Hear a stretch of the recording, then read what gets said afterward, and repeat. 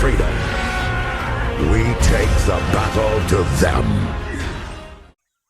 Siemano, z tej strony Optimus i dzisiaj jesteśmy chyba na najbardziej pokręconym KVK2, jakie słyszałem.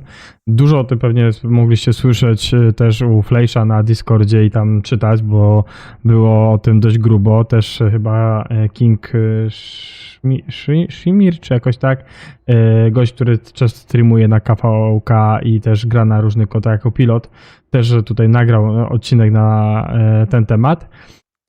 A że my znamy się z królem 3547, który właśnie uczestniczy w tym KVK, to będziemy mieli jakby taką jeszcze szerszą, mi się zdaje, perspektywę, gdzie będziemy tutaj mogli sobie po prostu to też tutaj Polakom przedstawić, jak zdrady i ilość zdrad albo ile twistów w KVK po prostu może się zdarzyć. Jarlu, tutaj trochę opowiesz na mnie. Tak, siemanko, witam wszystkich. Opowiedz nam, Jarlu, może w sumie zacznijmy od tego, ja tu pokażę ogólnie na razie mapkę, jak to wygląda, jakie kardeki były, a ty może nawet zacznijmy od tego, jak mniej więcej wyglądało na początku, w sensie jakie mieliście tam, powiedzmy, sojusze, jakie królestwa były tam podobierane, kto przeciwko komu grał, bo to musimy od tego zacząć, zanim przejdziemy do plot twistów. No na samym początku to matchmaking nie był dla nas sprawiedliwy, no bo jak już były, powiedzmy, tydzień przed dobieraniem dobrani przeciwnicy, no to niektórzy poakceptowali na etykietach graczy, niektórzy coś tam pozerowali, no i dwóch naszych sojuszników wypadło, no i tam musieliśmy na szybkości kogoś innego ogarnąć, nie? Więc tu dla nas było takie, powiedzmy, trochę niesprawiedliwe. Zresztą też te dogadane sojusze 4-9 i 6-0 wychodziło z założenia, że oni mają darmową gwiazdę w tym KV-ce, no bo gdzieś tam mocą i killpointami byli od nas wyżej, gdzieś tam trochę lepiej od nas cisnęli w pre-KV-ce, no ale jak się okazało, no to tak liczby niekoniecznie przekładają się na walki, nie?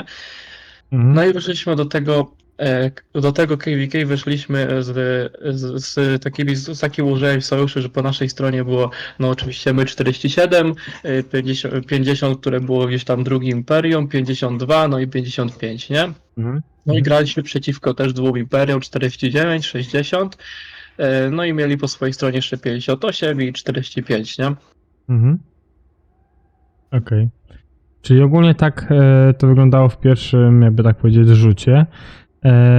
No i jak ogólnie tam wyglądały wasze strefy? W sensie, jak tam radziliście sobie na tych pierwszych strefach jako królestwo? W sensie, czy tam jako sojusznicy? Jak tam te pierwsze strefy, jeżeli chodzi o walki, wychodziły u was? No u nas w strefie 5 nie było walki, bo tak sojusze były ułożone. Gdzieś tam 50 walczyła 40 i 52 walczyła 45. Ale 45 to było bardzo i jest bardzo takie słabe, bym powiedział, wręcz podchodzące pod martwe królestwo, więc tam walki to były takie tylko 45 wyszła, dostała kilka zer i wróciła do domu, nie? Walki dopiero były w strefie 6 tak naprawdę, gdzie tam 50 w Kalchacie trzymała bardzo dobrze, 45 gdzieś tam walczyła, utrzymywała teren. No my tak nie mieliśmy kolorowo w Okurii, bo z założenia wychodziliśmy z 2 kadekami. Przeciwko 2 kadekom nasz sojusznik był słabszy od sojusznika przeciwnika. A ponadto, wychodząc tam na walki, budowały się flagi, walczyły. W pewnym momencie stwierdzamy, gdzie jest gdzieś tam piłka, 55, gdzie gdzieś tam jest jakaś inicjacja walki od nich. No i dostajemy tylko wiadomość od ich króla, że oni nie chcieli być w tym seedzie, no oni mają za mało te piątek, więc oni nie widzą sensu, żeby w ogóle walczyć, nie? Więc tak naprawdę tam walczyliśmy 1 versus 2, się tam utrzymywaliśmy w dłuższym czasie, ta walka trwała od otwarcia około chyba 17-18 UTC do gdzieś tam późnej nocy. No oczywiście nie dało się wygrać jednym imperium versus drugie imperium i królestwo, które gdzieś tam nie jest imperium, no ale też było bardzo silne, czyli 58, nie? Które gdzieś tam, któreś tam 5-6 w DPK było, nie? Więc tak naprawdę no tą zonę przegraliśmy, nie? No też było trochę wiadomo, błędów strategicznych z naszej strony, one się zawsze pojawiają, zawsze jak ktoś wiesz, przegra, to zawsze jest to wszystko wytykane, a ten kto wygra, no to wiesz, no to, no to jest wychwalany nawet jeśli gdzieś tam jakieś błędy były popełnione, nie? Mhm. No, klasyka. Więc dla nas tu nie było kolorowo, no jak już my padliśmy w naszej strefie, no to wiadomo, że większość tam walki przeniosły się do Kalchy, żeby tam wygrać, więc gdzieś tam jeszcze trwały walki. No ale wiadomo, w pewnym momencie przegraliśmy, gdzieś tam już było wiadomo, że no nie wygramy, nie utrzymamy, potem wiadomo obrona maczy, która gdzieś tam też była przegrana. No i w naszej myśli to już było, wiesz, jakby koniec KV-ki, bo 55 nie walczyła, ona sobie farmiła, zrobiła, Mhm. kiedy gdzieś tam my mieliśmy w okolicach, wiesz, czekaj, bo nie pamiętam statystyk dokładnie, gdzieś wiesz, mieliśmy w okolicach kill pointu, żeby cię nie skłamać, kill pointów w okolicach, wiesz, 15 bilionów, to Mhm. 55 miała 3,5 bilionów, była najgorsza pod względem kill pointów, wiesz, Mhm. się nie walczyła, nie? Mhm. Ogólnie, jak doszliście potem już w sumie do Kingslandów i mniej więcej wiedziałem, wtedy pamiętam mi pisałeś, że chyba widzieliście, że będzie win KVK, no ale bez gwiazdy, tak? Jakoś chyba tak to było wtedy. Pierwsza ogólnie informacja, zanim się zaczął ten twist, tak? Była Tak, bo pierwsza informacja. tak. Wtedy była informacja taka, że 6-0 i 4-9 gdzieś tam się zaczęli między sobą i 5-8 gdzieś tam się zaczęli między sobą kłócić o nagrody, o gwiazdy, bo 6-0 uznało, że najwięcej zrobiło w tym KV-ce, więc się im należy najwięcej nagród, gdzieś tam jeszcze dla top 2 sojuszu chcieli nagrody. Wiesz, gdzieś tam takie strasznie dziwne pomysły mieli co do rozdania nagród. 409 się to nie podobało.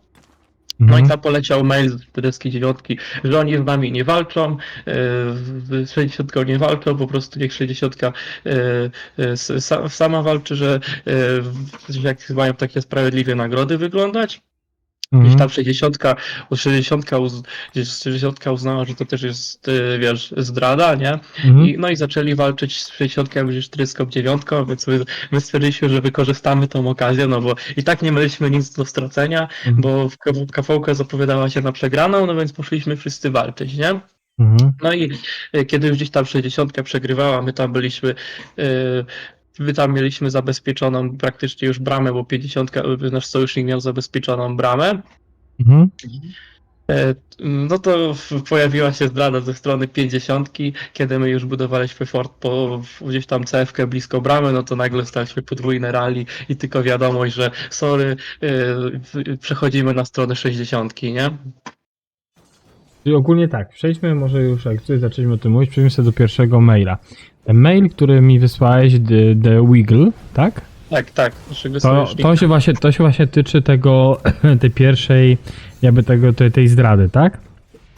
Ten piej od Wigla, że mamy... Znaczy wcześniej, bo tak żeby iść chronologicznie, to wcześniej jak zaczęliśmy walczyć 60, no i 49 gdzieś tam powiedzmy, że była po naszej stronie, bo z nimi nie walczyliśmy.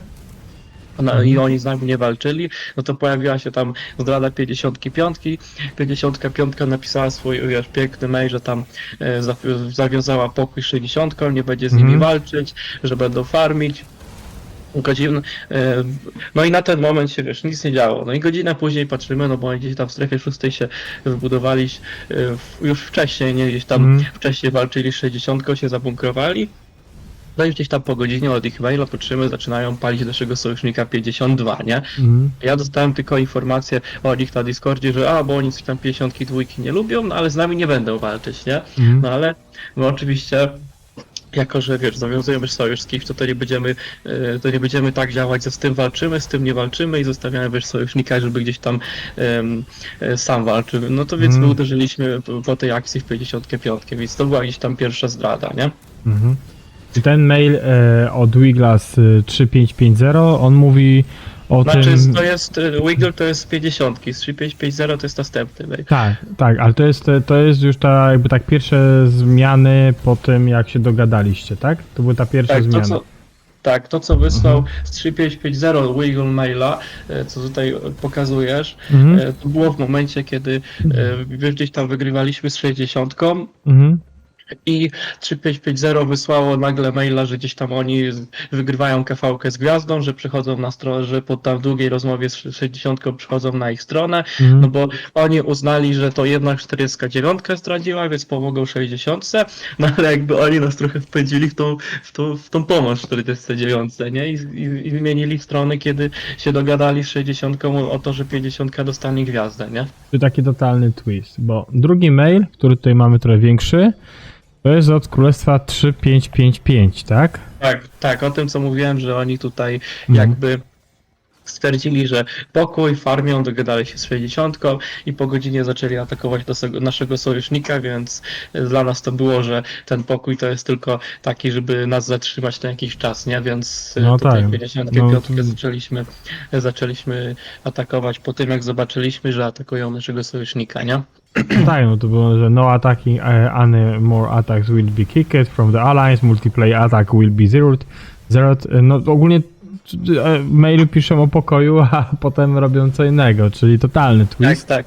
I taki twist, że wiesz, całą kawałkę oni nie walczyli, byli przekonani, że oni nie mają ludzi, nie mają T5, nie mają zasobów, ale kiedy przeszli na stronę 60, gdzie tam była, wiesz, taka... kiedy przeszli na stronę 60 i wiesz, z ich perspektywy to była łatwa kawałka, nie taka kawałka, gdzie będą musieli się powypalać zasobów tak jak my, tylko wiesz, łatwa kawałka, to nagle już wszyscy chcą walczyć i są walecznym kadekiem, nie? Tu masz, pokazuję teraz wiadomość od Jaya. Ja z Jaya poznałem ostatnio na content kreatorach, bo pisaliśmy właśnie. Ja też dawałem informację, że znam twojego króla i z nim nawet odcinek nagrywałem. No i też właśnie rozmawialiśmy wtedy o też wyjaśnieniu sytuacji z tą tam laską, pamiętam, że z któregoś KD jakaś też chyba youtuberka, która była zerowana, Tak, odpisaliśmy. Tak, Znaczy- że on po prostu mi wtedy napisał, że w skrócie wynosiła informacje do innych królestw, tak? Znaczy on miał bardzo złe informacje. Aha, okej, dobra. No bo Batwolf do nas tam migrowała z innego kadeka. W trakcie jak już u nas była w kadeku, to dostaliśmy informację, teraz chciałbym było daleko poszukać tych screenów, ale dostaliśmy informacje, znaczy wiadomości dokładne dostaliśmy, bo ktoś z jej tam grupy nam wysłał, gdzie ona napisała, że migruje do 4.7 i zdobędzie króla, nie? No to dobra, my tam trochę prześmiewczo, bo no to nie, Batwolf to nie jest jakiś topowy gracz, który zdominuje całego kadeka, więc my gdzieś tam prześmiewczo. No i później mieliśmy przed KV-ką 1 i w trakcie KV-ki 1 problem z turecką grupą, która gdzieś tam chciała, wiesz, władzy dla siebie. Byli, wiesz, tam bardzo toksyczni, ciągle łamali, wiesz, zasady, na przykład wyzerowali jakiegoś gracza, tłumacząc się, że on coś tam napisał na czacie królestwa, to dostał 0, nie? A, Więc tak to u nie nas działa. więc my im daliśmy informację, że po KVK 1 wszyscy muszą migrować, bo są problematyczni dla królestwa, że jakby wiesz, że stwarzają duży problem dla królestwa, muszą migrować, nie? No i kiedy my tam poszliśmy walczyć w KVK 1, gdzieś tam poszliśmy walczyć w strefie 6, coś takiego, to ta grupa turecka gdzieś tam, która miała jakiś swój mniejszy sojusz, zaczęła palić naszego top 2 sojuszu flagi w strefie 4, 5, nie? I no i jak tam wiesz, wygraliśmy oczywiście strefę 6, no to nie wiem, 10-15 minut i było po temacie, nie? No ale Batwolf tam stała po ich stronie, ich tam, wiesz, ich tam broniła i trzymała z tą grupą, nie? Wcześniej też Battle była u nas jakby w leadershipie, nie? Też przekazywała informacje, znaczy wiesz, co kto gdzie jest online i tak dalej, nie? Czyli tutaj Więc widzę, ona że też- Jay tutaj widzę to ten screen, czyli słuchaj, że on tutaj miał jakiś ciężki okres, też tak nie grał jakoś na waszym KVK. On tu pisał, że jakiś ciężki okres w życiu miał. Na content kreatora jak pisaliśmy, to też coś tam chyba, ja dobrze pamiętam, coś wspominał, że mniej walczył. No tak, wiesz. Więc on tutaj jakieś RS-y i że będzie słaby w KVK 2. No wiadomo, no to czasem tak bywa. No tak. Tu powiedz mi taką jeszcze jedną rzecz, bo zaczęliśmy, bo przedtem rozmawialiśmy o tych strefach, ale nie pokazaliśmy statystyk czy wtedy. Powiedz mi te statystyki, które pierwsze tu widzimy, to pierwsze, co dostałem od ciebie screena, to były statystyki, kiedy KVK się skończyło i jak to rzeczywiście, no i kiedy one były jeszcze, jakby tak powiedzieć, legitnie rozwiązane, No tak. tak? Te pierwsze statystyki to są z tych pierwszych stref szóstych, kiedy walki były tak jak były, nikt nikogo nie zraził, nikt nie przyszedł na żadną stronę, tak jak na Ale to początku walki Kingsland szły, też tu nie? jest, czy tylko to jest do strefy szóstej? Nie, to jest do strefy szóstej. Aha, W Kingslandzie okej. no nie było walk, nie? Bo Okej. jak już mówię, 50 nas zdradziła bo kilka to dni się przed Kingslandem i posypało. większość naszych sojuszników się wysypało z walki, więc my stwierdziliśmy, że sami nie będziemy walczyć na 5 czy tam 4, nie? Mhm. No nie, no, bo po strefie szóstej fajnie tutaj wyglądaliście, bo jesteście drudzy. Jak tak się No w popatrzy, drugie, bardzo no, dużo deadów macie zrobione też, nie? Chodziliście E, dość siły. te drugie statystyki to już jak każdy każdego zaczął zdradzać i w zasadzie już jak się skończyły praktycznie wszystkie walki, nie? Mhm. Bardzo dużo surowców widzę, że te przesyłaliście. Macie tam trochę tych farm na pewno. No, ale ogólnie to 3-5-6-0 nie wyglądało źle, jak tak się popatrzy na No 3-5 ogólnie zestawienie, nie?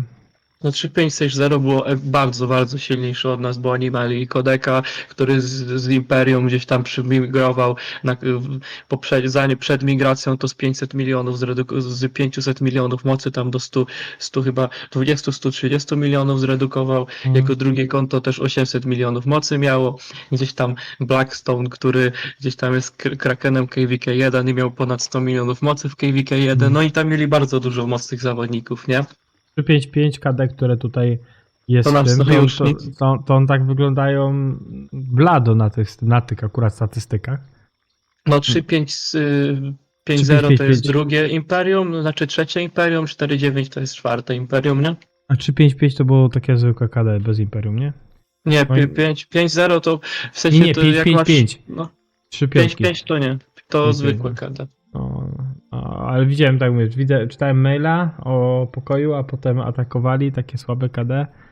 No a widać, że dążyli byle nawet z słabszymi statystykami chyba zdobyć tą gwiazdę. Bo tu drugie, które mi wysłałeś statystyki, gdzie mamy 3560 też bardzo wysoko. To są te? Tak, to są tak. To są już też ze strefy szóstej, czy to już jest tam, gdzie walczyliście? To już jak po tych zdradach, nie?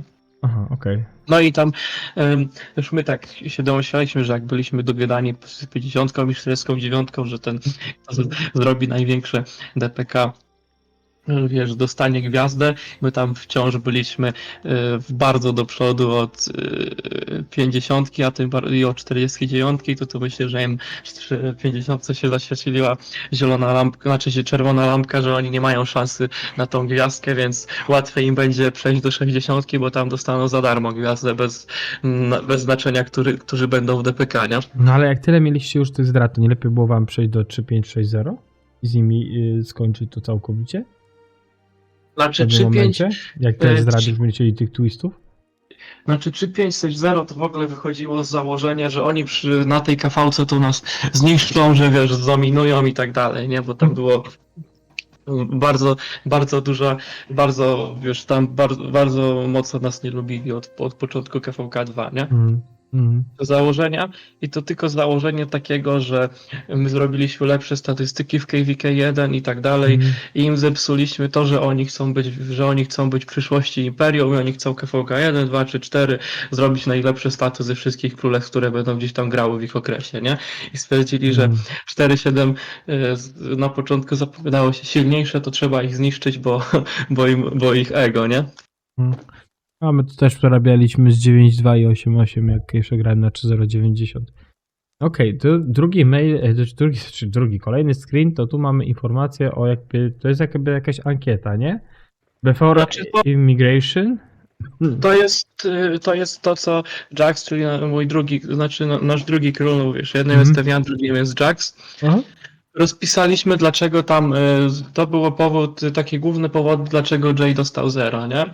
Mhm. No pierwszym powodem to tam było, że jak on do nas migrował, to obiecał, że będzie bardzo aktywny na tym koncie, że on wiesz, wraca do gry na głównym koncie, że kupi bardzo dużo surowców od sprzedawców, że będzie bardzo dużo walczył, tam będzie jakieś pakiety kupował i tak dalej, a cały okres migracyjny do KV-ki to praktycznie zerowa aktywność, tam po 30 pomocy, na pre-KVK zrobił 10 fortów, znaczy na pre-KVK, ogólnie do okresu pre-KVK to może zrobił z 10 fortów, na pre-KVK to miał praktycznie zerowe punkty, nie? I mówimy o pre-KVK gościu, nawet który nie ze mną, grał. mówimy o gościu, który ze mną pisał na content kreatora, tam gdzie on też jest. A propos tego KVK, mówimy o tym samym gościu. Ja mówię, Tak. aha, to ciekawe. Wy- że tak mu ten... Później tam tylko- gdzieś tam wypłynęły informacje, no bo on wiesz, pilotował konto, on w sensie Jay ogólnie powiedzmy z tego swój content robi, że z projektów skoczków, no i z pilotowania innych kont, nie? No i Mhm. później on nam wprost powiedział, że on pilotuje konto na 60, że on tam docelowo chciał migrować, ale nie mógł, więc migrował do nas, że będzie pilotował konto na 60, którzy są naszymi przeciwnikami, nie? Mhm. Filmiki, to co na live mówił, będąc u nas w Kadeku, Mhm. to się opowiada o głównie to, co on tam robił na tych swoich live'ach i tak dalej, to głównie się jeszcze przed zerem, nie? To głównie się ograniczało do gdzieś tam krytyki naszego królestwa, nie? Mhm. I wychwalania naszego przeciwnika, nie? Aha, czyli już może był dogadany, albo po prostu myślał o migracji.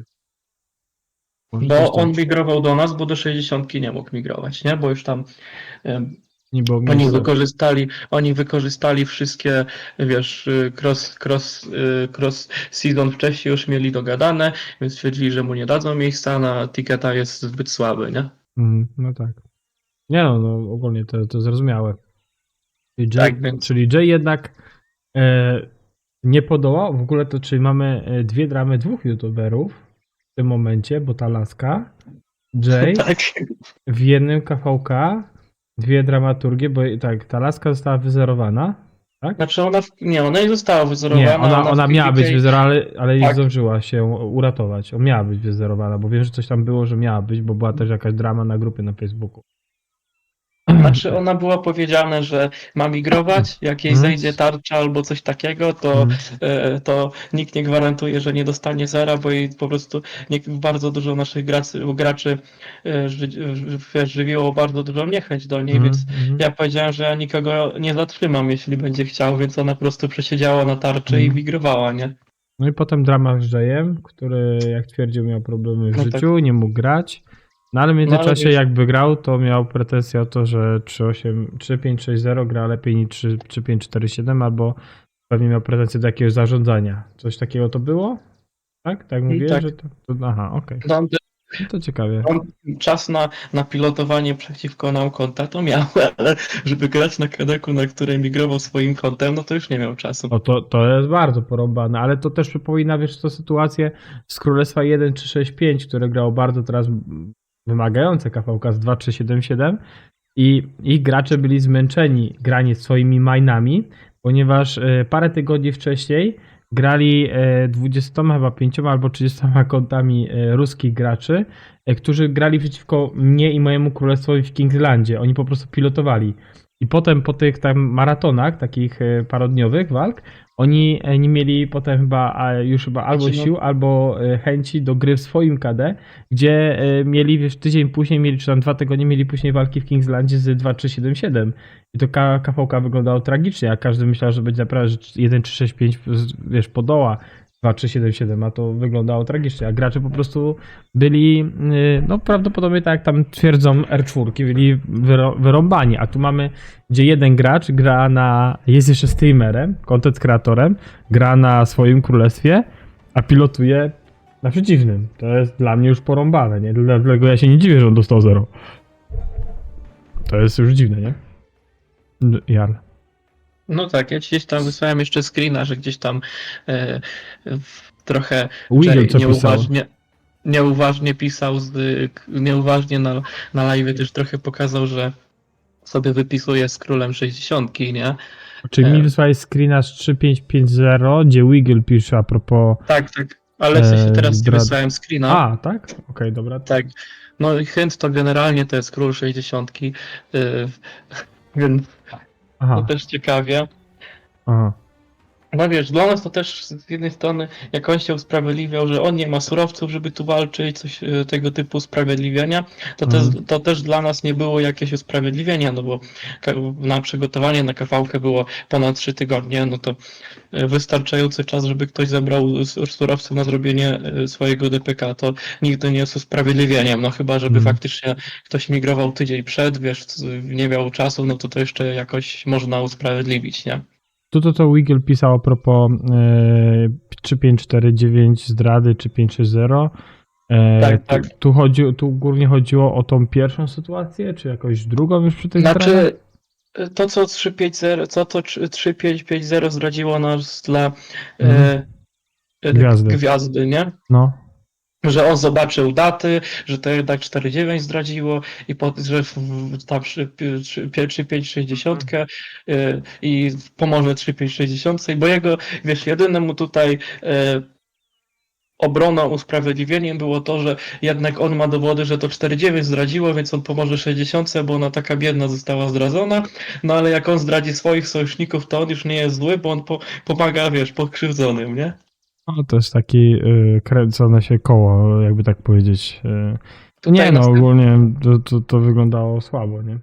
No ten drugi screen od Wigla to jest screen, kiedy on gdzieś tam mi pisał, żeby się przygotować na wojnę, no bo na początku to my nie wiedzieliśmy o tej umowie 4.9, to głównie dostaliśmy informacje od Wigla i gdzieś tam się dostosowaliśmy do tego, no a potem zostaliśmy wystawieni, nie? Tak, bo tutaj macie informację o tym, tak jak pisał. No, kurwa. Czy ja widziałem, że KVK2 są zakręcone i są bardzo podatne w zdrady. Zresztą wtedy, wiesz, to są młode królestwa i im nie zależy później, bo to się za nimi tak nie ciągnie, bo to się tam, wiesz, do KVK 4-5, gdzie tam najważniejsze są już jakieś tam parowania i kampy i tak dalej, to do tego czasu to gdzieś tam zanika, wiesz, w świecie Rocka. Ale no, kurde, tyle zdrad, bo w sumie 3 zdrady, w tle 2 youtuberów, którzy robili, jakby tak powiedzieć, można powiedzieć też jako podwójnie agenci, też przekazywali informacje. Jeden, można powiedzieć, że praktycznie zdradzał swoje macierzyste KD, żeby grać u innego na pilocie. I takie rzeczy robią youtuberzy, no słaby temat. No, kurde, nie wiem jak to nazwać, ale to wygląda bardzo słabo. Jeszcze na KVK2. Masakra, nie? No tak, to wiesz, to tak się no niestety zdarza w tej grze, nie? Mhm. Tutaj No nie, Tutaj też niestety to też się pojawiało to, że przecież wiesz, Jay jest youtuberem, gdzieś tam 60 ma ludzi wiesz, z Imperium, gdzieś tam dosyć znanych graczy, no więc tutaj też się pojawiało trochę wybielanie tych osób i królestw i dopóki powiedzmy nie przedstawiłem pewnym osobom tak z środowiska Fleischa, wiesz, z takich dowodów dosłownych, no to było, że przecież wiesz, oni są niewinni, że ufają graczom, bo oni już tyle i tyle siedzą w społeczności, wiesz co chodzi, nie? A co z Jayem? On ogólnie będzie gdzieś migrował? On powiedział, że tylko to będzie uśpione, a on robi jakiś projekt skoczków, nie? O Jezu. Jak ja słyszę projekt skoczków, to mnie ściąga na lewo, nie?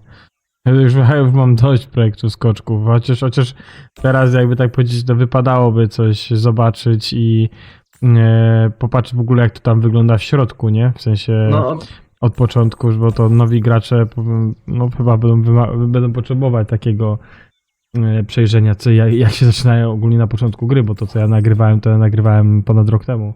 Tak, teraz... Jest dużo zmian, słyszałem. Tak, bo teraz są nowe zasady. No u nas tak zasady naprawdę migracji to wiem. Tylko chodzi mi o kwestię eventów, różnych tam takich rzeczy. No ja jak pamiętam rok, 2, 3 jest dużo jakby takich eventów i wsparć na te początkowe KVK niż było wcześniej. Tym bardziej, że ten swap w KVK 3, nie? Bo wy tego swapa KVK 3 właśnie teraz jak będziecie wchodzić, to wy powinniście go dostać, nie? Za właśnie te rubiny. 3 dni przed zakończeniem KVK 2. Aha, 3 dni, czyli to za niedługo chyba, nie? No tak, tylko my teraz mamy taką rozkminę, No bo wy mieliście możliwość odblokowania Artura i Ragnara, no bo gdzieś tam Ragnara z eventu dostaliście jakieś głowy za darmo, Tak. gdzieś tam Artura też teraz z eventu, no i my nie mieliśmy eventu z Ragnarem i Arturem, no nam zamiast Artura dali tego nowego z Maju Łucznika. Tak, to No i, wiem. no i żeby odblokować swap, żeby sobie zesłapować na dowódcę, powiedzmy jak chcę Artura, to muszę mieć odblokowanego Artura, nie? I teraz No. pytanie, no bo tak naprawdę on nie jest w tym evencie na odblokowywanie dowódców, w tej mobilizacji dowódców, nie powiem, coś takiego się nazywa, nie ma Mhm. go w tym evencie. I teraz pytanie, czy Lilith dla Młodych Królestw zrobi po prostu, że kończysz KVK 2, wchodzi ci wiesz swap i od razu dostajesz event na Artura, nie wiem, na przykład Ragnara, żeby zgarnąć go, albo będzie w mobilizacji tym Nie, powinniście dowódców? mieć Albo- to, powinniście mieć to jakoś rozłożone w czasie, albo możliwość 2 eventów. Czy ja tak przypuszczam, bo powinniście mieć dostęp do wszystkich dowódców SOK. Czyli albo powinniście mieć możliwość zdobycia, bo my zdobycia Artura tak bez kupna, czyli bez zakupienia tam pakietu za 20 chyba złotych jest chyba ten pakiet, to my musieliśmy wziąć i czekać 5 dni, robiąc zadania, żeby dostać Artura jakby tak powiedzieć za darmo, żeby go odkryć. Ja ogólnie z tego względu, że kupiłem ten pierwszy pakiet, a wiedziałem, że będę swapował, no to ja sobie tak zrobiłem, a po prostu za te 5-dniowy login, który pewnie nie będziecie mieli, bo wy teraz to macie, no to ja sobie wziąłem tego Jin Kuna, żeby no pakiet był aktualnie z 10 głowami, nie? Wiesz No o co tak. chodzi.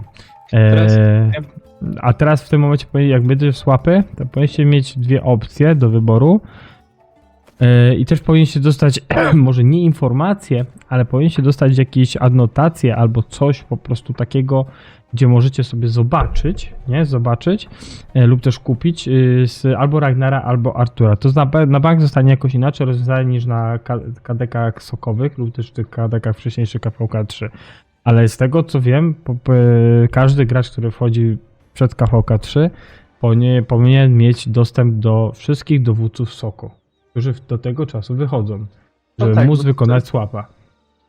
Bo tutaj u niektórych graczy już się pojawiła panika, że Młode Królestwa, wiesz, zostaną odcięci od Artura i Ragnara, nie oszukując się. Artur to obecnie jeden z najsilniejszych dowódców i tu każdy chce tego Artura dosłownie, nie? Tak, ja o tym właśnie mówię w filmiku, który dzisiaj nagrywałem a propos właśnie mety i tego, jak niektórzy na innych Discordach, na innych takich znanych graczach, czy królestwach, gdzie się ludzie znają na też parowaniu i też tam właśnie mówię a propos tego Artura.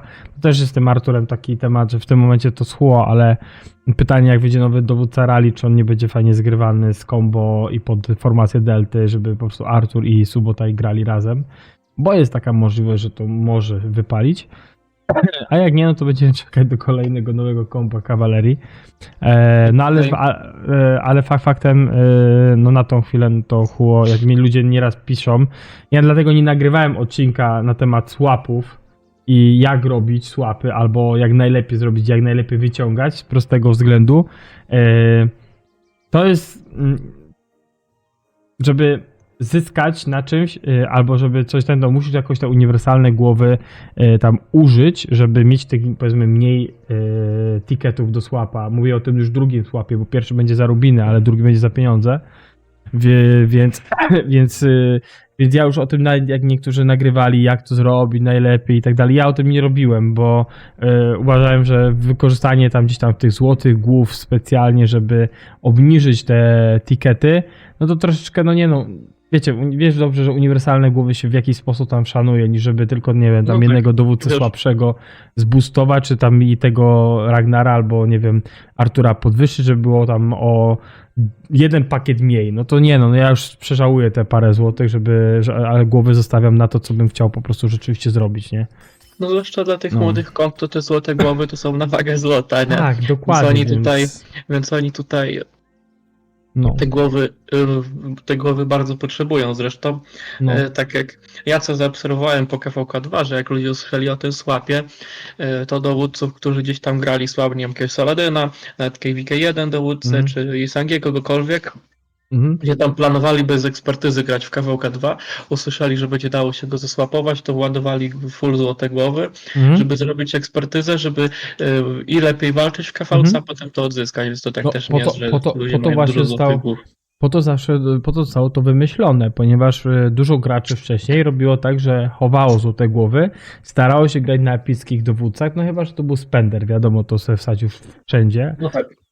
ale dużo właśnie takich graczy low, mid, free to play po prostu szli w to, że no musieli się liczyć z tym, że złote głowy dopiero przechować do Soka, do KVK 3, bo tam będę mógł sobie zbustować jeden czy nawet 2 marsze, w zależności kto jak głowy zdobywał, jak tego VIP-a też prowadził.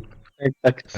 Więc no teraz moim zdaniem zrobili na duży plus, bo gracze z KVK1, KVK2 mogą po prostu inwestować w złote głowy. Powiedzmy jeden chociaż ten marsz fajny, żeby był legendarny, a potem to możecie słapnąć, nie? Pomijam fakt, że takie i tak wsadzanie giru, głów do powiedzmy, żeby wymaksterować, nie wiem, Karola Młota albo YSG, to też wam pomoże w robieniu Ethelfledy na kanionie, a Ethelfleda, jak dobrze każdy wie, Ethelfledy się nie słapuje, ale ona na KVK1 i KVK2 też potrafi zrobić robotę, a ona też później pracuje wam w normalnej grze już sokowej, no bo jakby na to nie patrzeć, to jest bardzo dobry dowódca do bawienia Do się kanionu na przykład. do kanionów tych początkowych, albo ja już bardziej, jak już jestem na tym poziomie soka, tak inaczej to ja bardziej patrzę ją pod tym względem, że ja ją bardzo często wykorzystam do barbarzyńców, No tak. do tego. No ale no. no jak młode konta wchodzą do Soka, to nie mają tylu dowódców, więc ta Tak, Ethelfleta w kanionie jest jeszcze akceptowalna, póki tam Tak, nie tak. mają jakichś lepszych dowódców, jakichś lepszych supportów, nie? Tak, no Ale wiecie, ta Fleda jest też wykorzystywana dalej na przykład do arki, żeby spowalniać, więc to też nie Tak. można powiedzieć, że jest złym dowódcą, nie? Tutaj mówiłeś o mecie, to tutaj tak u nas bardzo ciekawie wyszło, bo wiesz, wszyscy się tam nastawiali na Alexa, jakiegoś Konstantyna, takie typowo oklepane garnizony. No. No i bo miałeś my sobie mówić o tym, no. Tak, No. my sobie potestowaliśmy na symulatorze, coś tej warce wcześniej potestowaliśmy i tak mówimy w sumie, nikt nie korzysta z tego, nikt nie korzysta z tego Dżingisa i Sangie, a on dobre staty robi, nie? Mhm. No i jak już u nas trochę się wysypali, liderzy garnizonów, bo już troszkę było późno, więc stwierdziliśmy, dobra, zaryzykujemy, zobaczymy jaki raport nam zrobi, nie? No i tak wychodziło, że póki weźmy pole, póki nie dostawało Swarma, to na takiego Alexa to robiło 120-130% raporty, nie? Mówisz No o Dżingis Khan i YSG, czy Tak, Dżingis Khan? Dżingis Khan i YSG. Okej, no kiedyś, jak pamiętam, Dżingis Khan robił jakąś tam fajną robotę w KVK. To nie był zły dowódca, jak w ogóle wychodził. Wiadomo, to nie był poziom Saladyna, nie? No tak, no. Ale no nie był jakiś tam zły, nie? No i zwłaszcza jak wszyscy robili ze strony 60 tam robili rally na Aleksie, no to Dżingis sobie świetnie radził, nie? Mhm. No w momencie, kiedy już było rally łuczników, tam Edward Tomeryso, to wiadomo, że YSG z Dżingis i YSG sobie totalnie nie radził, no ale no takiego Aleksa na przykład Konstantyna, czy inne rally piechoty, no to bez problemu sobie radził, nie?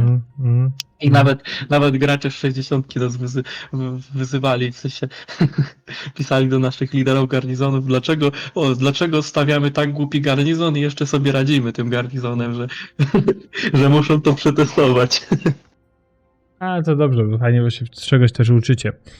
No nic, mi się zdaje, że wszystko tu powiedzieliśmy na temat tych zdrad, tych twistów Tak. zdradowych. To tu się w ogóle od Jania Pawliało u was w KDK, w KVK, przepraszam, nie w KDK, tylko w KVK. No w tym momencie zostaliście z niczym praktycznie, ale tyle twistów, zmian. To pokazuje też, jak gracze są jeszcze pazerni w tej grze. Tak, ale... I te początkowe KVK zawsze to pokazywały, że królestwa potrafią za łyżkę ryżu zdradzać, bo ktoś komuś tam obieca, a potem wychodzi wychodzi jak wychodzi, że nie dostaje nic, nie? Tak, a jeszcze KVK2 No.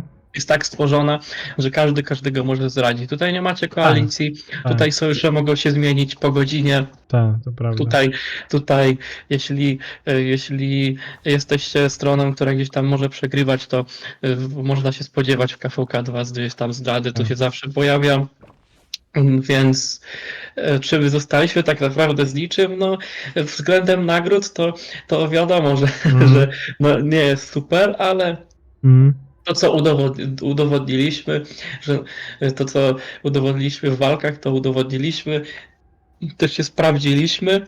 Mm. Dla nas to też była duża próba, no bo walczyliśmy przeciwko Imperium na tym najwyższym, jaki może być poziomie w KVK 2. No, już się wyżej nie da, bo 60 jest to, że jak wśród 40 czy tam 50 kadeków, jakie sprawdzałem statystyki, to 50 jest, znaczy Boże, 60 to jest najlepszy kadek, jaki na razie jest w KVK 2. No my gdzieś tam jesteśmy na trzecim miejscu względem mocy, może niekoniecznie w killpointach, ale w mocy tak. Gdzieś tam się sprawdziliśmy, że na tym Acidzie, na tym wysokim poziomie wciąż dajemy radę. To nie było tak, że totalnie nas zniszczyli, tylko dawaliśmy radę, no i skończyliśmy z drugim najlepszym DPK. To gdzieś też tam jest osiągnięcie, nie? No tak. No nic, ja uważam, że fajnie będzie, fajnie wam będzie teraz w KVK 3. Znając życie będziecie mieli, będziecie grać pewnie przeciwko 60. W ogóle tam też kwestia zdrad i tych kadek, które tutaj macie koło siebie, więc pewnie zapewne też będzie jakaś kwestia zdrad. Bo nie chcę mi się wierzyć, że KVK 3 jest nudne KVK 3, no ale nie chcę mi się wierzyć, że tam jakiś zdrad nagle nie wyjdzie. No dla nas ten kontynent, te KVK było komiczne, bo my teraz się zastanawiamy, jak te wszystkie kadeki zagrają ze sobą KVK 3. Jak wiadomo, że te wszystkie tutaj mocno najsilniejsze KD to prawdopodobnie spotkają się w KVK 3. Jak 60 się dogada 49, którzy się zdradzili, z 50, które zdradziło nas, jak zaufa im potem, że ich nie zdradzą, wiesz co chodzi. Tutaj się pojawiło tyle dram, że tutaj jakby żadne królestwo nie może innym królestwom ufać. Jedyne dwa królestwa to tak naprawdę 58, która grała do końca z 60, no i 52, która grała do końca z nami. To są jedyne takie królestwa, które tam się trzymało razem, resztę wszystkie inne królestwa to zmieniały stronę tak jak tam, gdzie lepsze nagrody, nie? No będą, trochę będzie tam tych walki i kombinacji, jak bez dwóch zdań coś tam zostanie wymyślone. No nic, mam nadzieję, że KVK 3 wam wypali, Jarl, i będzie dobrze. Tam migracje wy wam macie jakieś ograniczone, nie? Na KVK. Tak, no ale jak ktoś gdzieś tam chce do nas migrować, no bo teraz w zasadzie tutaj po tych zmianach w KVK 2, po tych walkach, no to w zasadzie spadło na mnie brzemienie, wiesz, głównym królem w tym kadeku, nie? No bo drugi król gdzieś tam, Jackson, głównie na KVK ma dużo czasu, jak no jest off-season, no to tam ma swoje firmy, swoje prywatne życie. Jest tak naprawdę na mnie teraz spadło, więc można uznać, że takim głównym królem w tym kadeku jest Polak, więc jak ktoś tutaj chce zagrać z Polakami, no mamy trochę R4 polskich, nie?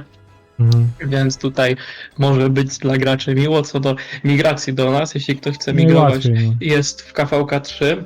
Tak jak my wejdziemy do KVK 3 i oni będą w KVK 3, no to 80 dni maksymalnie może być konto starsze od naszego królestwa, nie? Jeśli ktoś jest w KVK 4 i chce się cofnąć do KVK 3, żeby zagrać z nami, to 180 dni różnicy wieku konta od królestwa, nie? No nic, mam nadzieję, że wam tam wszystko wypali. Mam nadzieję, że będziecie zadowoleni, że pościągacie sobie jakichś nowych graczy. No i wygracie kolejny KVK, no bo KVK 3 to jest taki prolog przed 4, która jest dość już ciekawa, bo w KVK 3 i KVK 4 pierwszy gracie na podobne kadeki, jeżeli jesteście tak dalej, utrzymujecie się w tych gwiazdach czy tam imperiach. I przez KVK 3 i KVK 4 kurde już rywalizujecie proszę podobny KD. KVK 5 dopiero już jest takim, można powiedzieć, zabawą dla większych misji, nie? Sokowych. No tak. No, zobaczcie, jak to będzie wyglądać. Dzięki jeszcze raz, że udało nam się to dość późno dzisiaj nagrać, ale no wiadomo, że każdy tam miał swoje jakieś rzeczy i udało nam się zgadać szybciej niż ostatnio. No i co? Życzę tylko powodzenia. No i do zobaczenia, nie? Do zobaczenia. Na razie. Hejo. Trzymajcie się, subujcie, lajkujcie. Pchamy dalej kanał do przodu. Hejo.